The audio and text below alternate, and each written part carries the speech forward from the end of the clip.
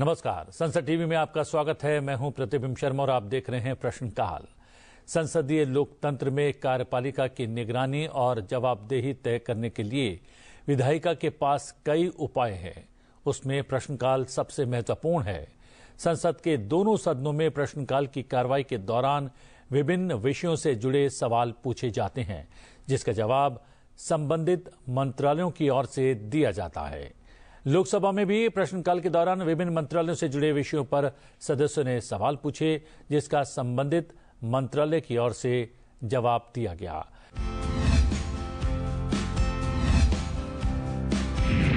आज के कार्यक्रम का पहला सवाल जुड़ा है सतत योजना के अंतर्गत संपीड़ित बायोगैस संयंत्र की स्थापना से। इस सवाल को पूछा है लोकसभा सांसद बलभद्र माझी, दामोदर अग्रवाल, पीपी चौधरी और मनोज तिवारी ने।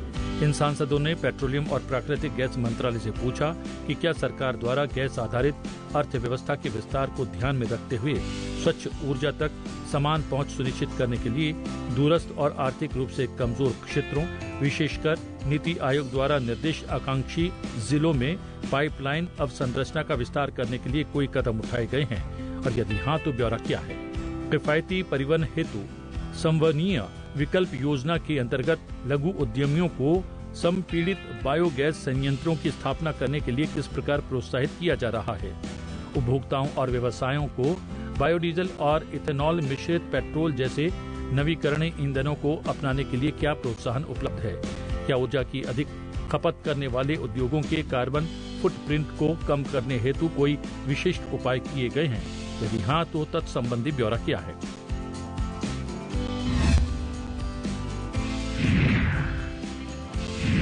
इस सवाल का जवाब दिया है पेट्रोलियम और प्राकृतिक गैस मंत्रालय में राज्य मंत्री सुरेश गोपी ने। उन्होंने बताया कि 30 सितंबर 2024 की स्थिति के अनुसार राष्ट्रीय गैस ग्रिड का निर्माण करने और देश भर में प्राकृतिक गैस की उपलब्धता बढ़ाने के प्रायोजन से लगभग 24,945 किलोमीटर प्राकृतिक गैस पाइपलाइन का नेटवर्क प्रचालित और 10,805 किलोमीटर का पाइपलाइन निर्माणाधीन है। पाइप्ड नेचुरल गैस कनेक्शन प्रदान करना, संपीड़ित प्राकृतिक गैस स्टेशनों की स्थापना करना और पाइपलाइन अवसंरचना को बिछाना नगर गैस वितरण नेटवर्क के विकास का हिस्सा है और इसे पेट्रोलियम और प्राकृतिक गैस नियामक बोर्ड द्वारा अधिकृत कंपनियों द्वारा उनके न्यूनतम कार्यक्रम के अनुसार किया जाता है। स्वच्छ ईंधन के रूप में प्राकृतिक गैस का उपयोग बढ़ाने के लिए PNGRB ने नीति आयोग द्वारा नामित आकांक्षाशील जिलों सहित देश के कुल मुख्य भूमि के लगभग 100% हिस्से को आच्छादित करते हुए 307 भौगोलिक क्षेत्रों को अधिकृत किया है। 31 दिसंबर 2024 की स्थिति के अनुसार अधिकृत कंपनियों ने देश भर में 2.75 crore PNG connection, 4,237 CNG station और 3.40 लाख इंच किलोमीटर पाइपलाइन के यथा अनुपातिक लक्ष्य की तुलना में 1.42 करोड़ PNG कनेक्शन प्रदान किए हैं। 7,513 CNG स्टेशन स्थापित किए हैं और 5.65 लाख इंच किलोमीटर पाइपलाइन बिछाई है। सरकार ने देश भर में संपीड़ित जैव गैस संयंत्रों की स्थापना को प्रोत्साहित करने के लिए विभिन्न कदम भी उठाए हैं। इन कदमों में तेल और गैस विपणन कंपनियों के साथ दीर्घकालिक समझौतों के माध्यम से CBG के उठान के लिए सुनिश्चित मूल्य, नवीन और नवीकरणीय ऊर्जा मंत्रालय द्वारा राष्ट्रीय जैव ऊर्जा कार्यक्रम की महत्वपूर्ण योजना, जिसमें अन्य बातों के साथ साथ सभी प्रकार के CBG बायोगैस संयंत्रों को केंद्रीय वित्तीय सहायता प्रदान करना, स्वच्छ भारत मिशन शहरी 2.0 के अंतर्गत नगर पालिका ठोस अपशिष्ट आधारित CBG परियोजनाओं के लिए अतिरिक्त केंद्रीय सहायता प्रदान करना, उर्वरक नियंत्रण आदेश 1985 के अंतर्गत CBG संयंत्रों से उत्पादित जैव खाद को किण्वित जैविक खाद और तरल किण्वित जैविक खाद के रूप में शामिल करना, उर्वरक विभाग द्वारा CBG परियोजनाओं से उत्पादित जैविक उर्वरक को बढ़ावा देने के लिए बाजार विकास संबंधी सहायता, केंद्रीय प्रदूषण नियंत्रण बोर्ड द्वारा मामला दर मामला आधार पर CBG परियोजनाओं को श्वेत श्रेणी में शामिल करना, RBI द्वारा प्राथमिकता वाले क्षेत्र को ऋण के अंतर्गत CBG परियोजनाओं को शामिल करना, CBG परियोजनाओं के वित्त पोषण के लिए विभिन्न बैंकों से ऋण उत्पाद आदि शामिल है। इसके अलावा सरकार ने CGD नेटवर्क में CNG के साथ CBG के समन्वय से संबंधित दिशा निर्देश जारी करने, नगर गैस वितरण नेटवर्क में सीबीजी के इंजेक्शन के लिए पाइपलाइन अवसंरचना के विकास के लिए योजना का आरंभ करना, बायोमास एग्रीगेशन मशीनरी की अधिप्राप्ति के लिए सीबीजी उत्पादकों को समर्थन देने की योजना का आरंभ और सीजीडी नेटवर्क के सीएनजी और पीएनजी क्षेत्र में सीबीजी के विक्रय के लिए चरणबद्ध अनिवार्य दायित्व जैसे उपाय किए हैं। सरकार देश भर में एथेनॉल मिश्रित पेट्रोल और बायोडीजल मिश्रण कार्यक्रम क्रियान्वित कर रही है। सरकार ने वर्ष 2014 से विभिन्न पहलें की हैं, जिनमें अन्य बातों के साथ साथ एथेनॉल उत्पादन के लिए एथेनॉल फीड स्टॉकों का विस्तार करना, ईबीपी कार्यक्रम के अंतर्गत गन्ना आधारित एथेनॉल के लिए एक प्रशासित मूल्य व्यवस्था की स्थापना करना, एथेनॉल पर जीएसटी दर को घटाकर 5% करना, शीरे और खाद्यान्न से एथेनॉल उत्पाद का समर्थन करने के लिए वर्ष 2018 और वर्ष 2022 के बीच एथेनॉल ब्याज अनुदान योजना का आरंभ करना, आपूर्ति स्थिरता सुनिश्चित करने के लिए तेल विपणन कंपनियों द्वारा समर्पित एथेनॉल संयंत्रों के साथ दीर्घकालिक उठान समझौतों पर हस्ताक्षर करना आदि शामिल है। इसके अलावा उच्चत जैव ईंधन परियोजनाएं स्थापित करने के लिए वित्तीय सहायता प्रदान करने के लिए प्रधानमंत्री G1 की अधिसूचना जारी की गई है। जैव डीजल के लिए सरकार ने राष्ट्रीय जैव ईंधन नीति के अंतर्गत डीजल के साथ मिश्रण के लिए एक सांकेतिक लक्ष्य और प्रत्यक्ष विक्रय निर्धारित किया है। परिवहन उद्देश्यों के लिए हाई स्पीड डीजल के साथ मिश्रण के लिए जैव डीजल की बिक्री के लिए दिशा निर्देश 2019 की अधिसूचना और जैव डीजल की अधिप्राप्ति पर जीएसटी की दर 12% से घटाकर 5% आदि किया है।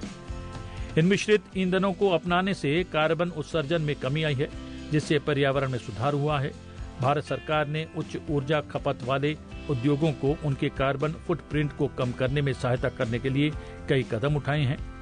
इन कदमों में अन्य बातों के साथ साथ प्राकृतिक गैस, सीबीजी, जैव एथेनॉल मिश्रित पेट्रोल, जैव डीजल मिश्रित डीजल, एसएएफ सहित स्वच्छ ईंधनों को बढ़ावा देना, ऊर्जा दक्षता ब्यूरो के अंतर्गत परफॉर्म, अचीव एंड ट्रेड योजना जैसी योजनाओं के माध्यम से उद्योगों में ऊर्जा दक्षता उपायों का क्रियान्वयन करना, जो ऊर्जा गहन उद्योगों को अपनी दक्षता बढ़ाने और व्यापार के अतिरिक्त ऊर्जा बचत को विपणन योग्य प्रमाण पत्रों के रूप में प्रोत्साहित करने, यूरिया के उत्पादन के लिए सभी इकाइयों में फीड स्टॉक के रूप में प्राकृतिक गैस में परिवर्तित करने के कारण नेफ्था, फ्यूल ऑयल, लो सल्फर हैवी स्टॉक के उपयोग को हतोत्साहित करना, राष्ट्रीय हरित हाइड्रोजन मिशन के अंतर्गत नीतिगत पहलों के माध्यम से भावी स्वच्छ ईंधन के रूप में हरित हाइड्रोजन को अपनाने को प्रोत्साहित करना, नवीकरणीय ऊर्जा स्रोत के माध्यम से विद्युत की अधिप्राप्ति और भारतीय रेल में डीजल से विद्युत कर्षण की और स्थानांतरण आदि शामिल है। इसके अलावा देश में नवीकरणीय ऊर्जा के उपयोग को बढ़ावा देने के लिए सरकार ने ऑटोमेटिक रूट के अंतर्गत 100% तक प्रत्यक्ष विदेशी निवेश की अनुमति, दिनांक 30 जून 2025 तक चालू होने वाली परियोजनाओं के लिए सौर और पवन ऊर्जा की अंतर राज्य विक्रय और अंतर राज्य ट्रांसमिशन सिस्टम शुल्क की छूट, वर्ष 2029-30 तक नवीकरणीय खरीद दायित्व के लिए ट्रेजेक्ट्री की घोषणा, बड़े पैमाने पर नवीकरणीय ऊर्जा परियोजनाओं की स्थापना के लिए नवीकरणीय ऊर्जा विकासकर्ताओं को भूमि और ट्रांसमिशन प्रदान करने के लिए अल्ट्रा मेगा नवीकरणीय ऊर्जा पार्कों की स्थापना आदि जैसे विभिन्न उपाय किए हैं।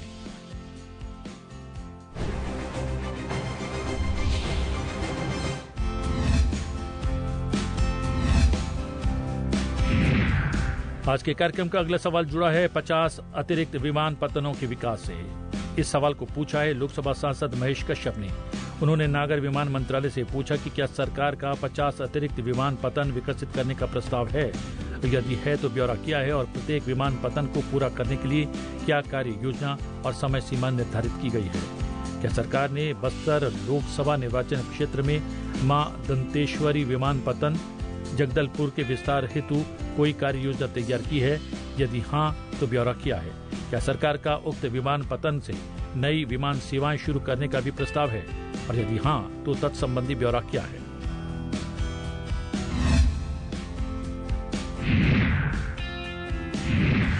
इस सवाल का जवाब दिया नागर विमानन मंत्रालय में राज्य मंत्री मुरलीधर मोहोल ने। उन्होंने बताया कि नागर विमानन मंत्रालय ने 21 अक्टूबर 2016 को क्षेत्रीय संपर्क योजना उड़ान शुरू की, जिसका उद्देश्य देश में असेवित और अल्प सेवित हवाई अड्डों से क्षेत्रीय हवाई संपर्क को बढ़ावा देना है, जिससे आम जनता के लिए हवाई यात्रा किफायती हो सके।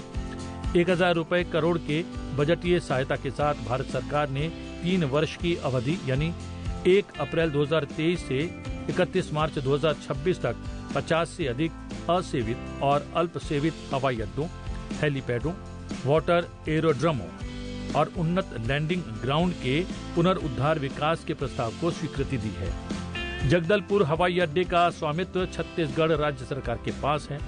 हवाई अड्डों पर बुनियादी ढांचे सुविधाओं का उन्नयन एक सतत प्रक्रिया है, जिसे भारतीय विमानपत्तन प्राधिकरण या संबंधित हवाई अड्डा प्रचालकों द्वारा परिचालन आवश्यकताओं, सहायता, यातायात, मांग, वाणिज्यिक व्यवहार्यता आदि के आधार पर किया जाता है।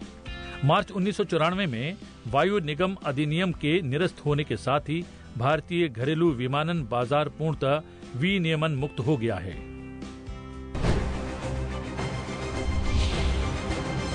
आज राज्यसभा में प्रश्नकाल के दौरान विभिन्न दलों के सांसदों ने मंत्रालयों से जुड़े कई विषयों से जुड़े सवाल पूछे, जिसका सरकार की ओर से जवाब दिया गया।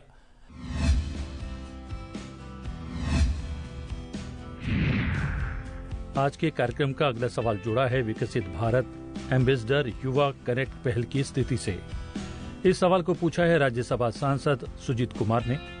उन्होंने युवा कार्यक्रम और खेल मंत्रालय से पूछा कि शैक्षणिक संस्थानों में युवा नेतृत्व और नागरिक सहभागिता को बढ़ावा देने में विकसित भारत एम्बेसडर युवा कनेक्ट पहल की सफलता को मापने वाले प्रमुख प्रदर्शन संकेतक क्या हैं? सरकार मेरा युवा भारत पोर्टल का उपयोग युवा नेतृत्व वाले विकास के लिए किस प्रकार करने की योजना बना रही है, ताकि ग्रामीण और सुविधा वंचित छात्रों को समान अवसर मिल सकें।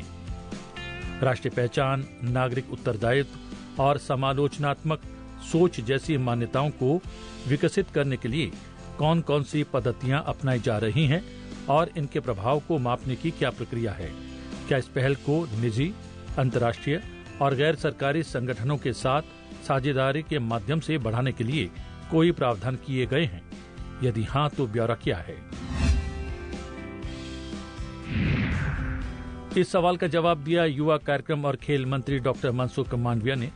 उन्होंने बताया कि 19 सितंबर 2024 को शुरू किए गए विकसित भारत एम्बेसडर युवा कनेक्ट कार्यक्रम का उद्देश्य शैक्षणिक संस्थानों में कार्यक्रम आयोजित करके भारत के विकासात्मक परिवर्तन में युवाओं की भागीदारी और नेतृत्व को बढ़ावा देना है। इसका उद्देश्य विकसित भारत के लक्ष्य को प्राप्त करने के लिए युवाओं को उनकी जिम्मेदारी के बारे में मार्गदर्शन करना है। कुल 15 कार्यक्रम आयोजित किए गए, जिनमें 12,960 छात्रों ने भाग लिया। इन कार्यक्रमों में माननीय केंद्रीय मंत्री, युवा आइकॉन और खेल आइकॉन भी उपस्थित रहे। इस कार्यक्रम के अंतर्गत एक पेड़ मां के नाम अभियान के तहत पौधारोपण, विकसित भारत पर वीडियो दिखाना, युवा आइकॉन्स की सफलता की कहानियां साझा करना, विकसित भारत पर एक प्रस्तुति के बाद विद्यार्थियों के साथ प्रश्न उत्तर का राउंड जैसी विभिन्न गतिविधियां आयोजित की गई, ताकि उनमें नागरिक जिम्मेदारी जैसे मूल्यों का विकास हो सके, आलोचनात्मक सोच को प्रोत्साहित किया जा सके और युवाओं को राष्ट्र निर्माण गतिविधियों में भाग लेने के लिए सशक्त बनाया जा सके। सरकार माई भारत पोर्टल की परिकल्पना युवा नेतृत्व जनित विकास के उत्प्रेरक के रूप में करती है। सेंट्रलाइज्ड अपॉर्चुनिटी हब माई भारत युवाओं को समग्र विकास और राष्ट्र निर्माण के लिए विविध अवसरों से जोड़ने वाला एक केंद्रीय मंच है, जो विकसित भारत एट 2047 विजन में योगदान देता है। इसमें स्वयं सेवा के अवसरों, एक्सपीरियंशियल लर्निंग कार्यक्रमों और युवाओं के विचारों को साझा करने के लिए विकसित भारत युवा नेता संवाद नामक राष्ट्रीय मंच तक पहुंच शामिल है। सामुदायिक सहभागिता को प्रोत्साहन माई भारत सरकारी विभागों, ज्ञान संस्थानों और अन्य हितधारकों के साथ साझेदारी के माध्यम से विभिन्न स्वयंसेवी अवसर प्रदान करता है। ये पहले सामुदायिक भागीदारी को बढ़ावा देती है, जिससे सामाजिक पहलों में युवाओं की भागीदारी प्रोत्साहित होती है और उनके समुदायों को योगदान मिलता है। इससे नागरिक जिम्मेदारी को बढ़ावा मिलता है और युवा एजेंट ऑफ चेंज के रूप में सशक्त बनाते हैं। समान पहुंच सुनिश्चित करना माई भारत का लक्ष्य ग्रामीण और वंचित छात्रों के लिए समान पहुंच सुनिश्चित करना है। बहुभाषी सहायता प्रदान करना, विभिन्न भाषाओं में पोर्टल की उपलब्धता इसकी पहुंच को व्यापक बनाती है, जिसमें विविध भाषाई पृष्ठभूमि वाले लोग भी शामिल हैं। डेमोक्रेटाइजिंग अपॉर्चुनिटीज, माई भारत के माध्यम से उपलब्ध सभी अवसर क्षेत्र या सामाजिक आर्थिक पृष्ठभूमि का भेदभाव किए बिना सभी पंजीकृत युवाओं के लिए सुलभ है। माई भारत युवाओं में नागरिक जिम्मेदारी, आलोचनात्मक सोच और राष्ट्रीय पहचान की भावना को प्रोत्साहित करने के लिए कई तरीके अपनाता है। एक्सपीरियंशियल लर्निंग कार्यक्रम ELP, सड़क सुरक्षा पर ध्यान केंद्रित करना, अस्पतालों में रोगियों को स्वास्थ्य सेवाओं तक पहुंच विकसित करने में मदद करना, साइबर सुरक्षा, युवाओं को आलोचनात्मक सोच, नेतृत्व और समस्या समाधान के लिए कौशल विकसित करने जैसे व्यवहारिक अवसर प्रदान करता है। सामुदायिक सहभागिता पहल, सामुदायिक परियोजनाओं और सामाजिक पहलों में भागीदारी से समाज के प्रति जिम्मेदारी की भावना बढ़ती है और राष्ट्र निर्माण गतिविधियों में योगदान को प्रोत्साहन मिलता है। विकसित भारत युवा नेता संवाद, ये पुनर्कल्पित राष्ट्रीय युवा महोत्सव युवाओं को विकसित भारत के लिए नवोन्मेष समाधान प्रस्तुत करने के लिए एक मंच प्रदान करता है। ये युवा नेताओं को नीति निर्माताओं, राष्ट्रीय और वैश्विक प्रतीकों के साथ जुड़ने और राष्ट्र के भविष्य को आकार देने में योगदान करने का अवसर प्रदान करता है। पद यात्राएं, माई भारत के स्वयंसेवक राष्ट्रीय नायकों का सम्मान करने के लिए पद यात्राएं आयोजित करते हैं तथा युवाओं और व्यापक जनता में राष्ट्रीय पहचान स्थापित करते हैं। इस मंच पर पंजीकृत प्रत्येक युवा को एक विशिष्ट प्रोफाइल पेज दिया जाता है जिसमें उनकी शैक्षिक योग्यता, रुचियां और कार्य अनुभव सूचीबद्ध होते हैं। माई भारत सक्रिय रूप से उन संगठनों के साथ अपनी साझेदारी का विस्तार कर रहा है जो विभिन्न क्षेत्रों में युवा सहभागिता कार्यक्रम आयोजित कर सकते हैं।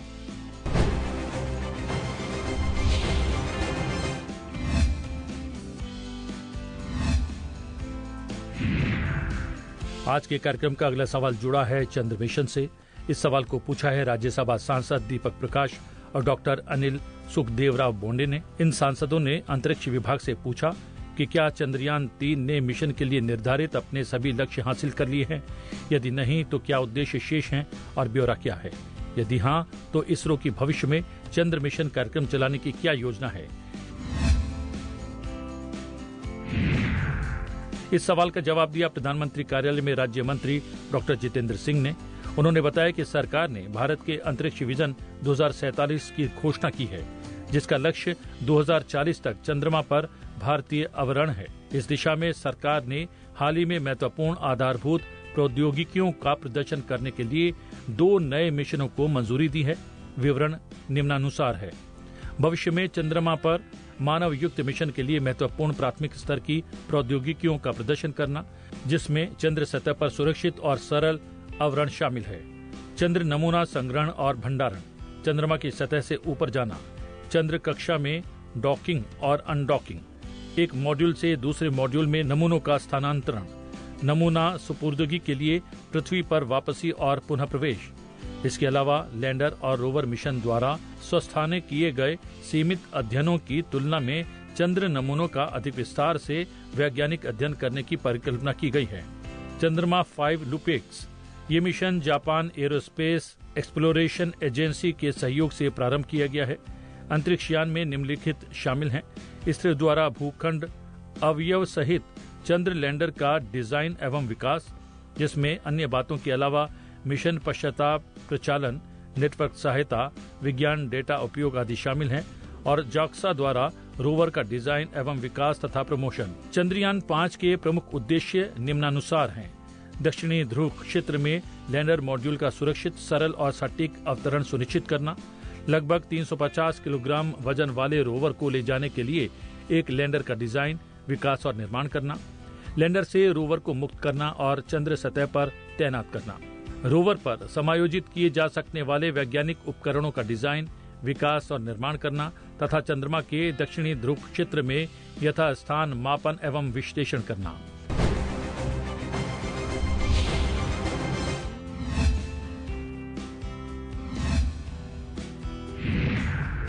आज के कार्यक्रम का अगला सवाल जुड़ा है स्कूली छात्रों के लिए कार्यक्रम से। इस सवाल को पूछा है राज्यसभा सांसद मयंक भाई जयदेव भाई नायक ने। उन्होंने विज्ञान और प्रौद्योगिकी मंत्रालय से पूछा कि क्या वैज्ञानिक और औद्योगिक अनुसंधान परिषद के पास स्कूली छात्रों से जुड़ने के लिए एक विशेष कार्यक्रम है? यदि हाँ तो ब्यौरा क्या है? यदि नहीं तो इसके क्या कारण है?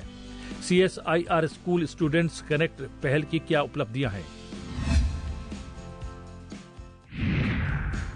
इस सवाल का जवाब दिया विज्ञान एवं प्रौद्योगिकी मंत्रालय में राज्य मंत्री डॉक्टर जितेंद्र सिंह ने। उन्होंने बताया कि वैज्ञानिक और औद्योगिक अनुसंधान परिषद अपने जिज्ञासा कार्यक्रम के माध्यम से स्कूली छात्रों को वैज्ञानिकों से जोड़ने में संलग्न है। इस कार्यक्रम में CSIR की राष्ट्रीय वैज्ञानिक सुविधाओं को स्कूली बच्चों के लिए खोलने की परिकल्पना की गई है, ताकि युवा मस्तिष्क में वैज्ञानिक विचारधारा सृजित करने के लिए CSIR के वैज्ञानिक ज्ञानाधार और सुविधा का उपयोग स्कूली बच्चों द्वारा किया जा सके। जिज्ञासा कार्यक्रम की शुरुआत को लेकर अब तक 9,50,000 से ज्यादा छात्र और लगभग 29,500 शिक्षक प्रत्यक्ष रूप से लाभान्वित हुए हैं। CSIR के छात्र वैज्ञानिक आउटरीच कार्यक्रम को और अधिक गति देने के लिए NVS और नीति आयोग के अटल इनोवेशन मिशन के साथ समझौता ज्ञापन पर भी हस्ताक्षर किए हैं। हाल ही में संपूर्ण देश के लगभग 830 स्कूली छात्रों ने 33 CSIR प्रयोगशालाओं में DNA आइसोलेशन पर काम किया है। इस कवायद के माध्यम से छात्रों ने कोशिका संरचना के वैज्ञानिक सिद्धांतों और DNA की रासायनिक प्रकृति के विषय में सीखा है।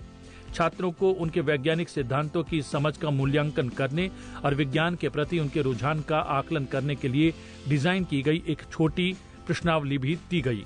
विज्ञान के प्रति रुझान से संबंधित मूल्यांकन के पायलट अध्ययन के परिणाम और उसके बाद एक बड़े अध्ययन से न केवल छात्रों को अपने रुझान के अनुकूल STEM करियर विकल्प चुनने में मदद मिलने की उम्मीद है, बल्कि नीति निर्माताओं को पाठ्यक्रम तैयार करने और नई शिक्षा नीति 2020 के साथ तालमेल बैठाने में भी मदद मिलेगी। हाल ही में CSIR ने स्कूली छात्रों के लिए जिज्ञासा कार्यक्रम के अंतर्गत एक नई पहल empowering people innovation and creativity भी शुरू की है, जिसका उद्देश्य स्कूली छात्रों में जिज्ञासा, नवाचार और वैज्ञानिक प्रवृत्ति की संस्कृति को विकसित करना है, ताकि वे विज्ञान और प्रौद्योगिकी के माध्यम से देश की चुनौतियों का समाधान कर सके। EPIC कार्यक्रम के अंतर्गत CSIR प्रयोगशालाओं में अपनी ग्रीष्मकालीन इंटर्नशिप पूरी करने वाले छात्रों के लिए EPIC 2024 हैकाथॉन का आयोजन भी किया गया।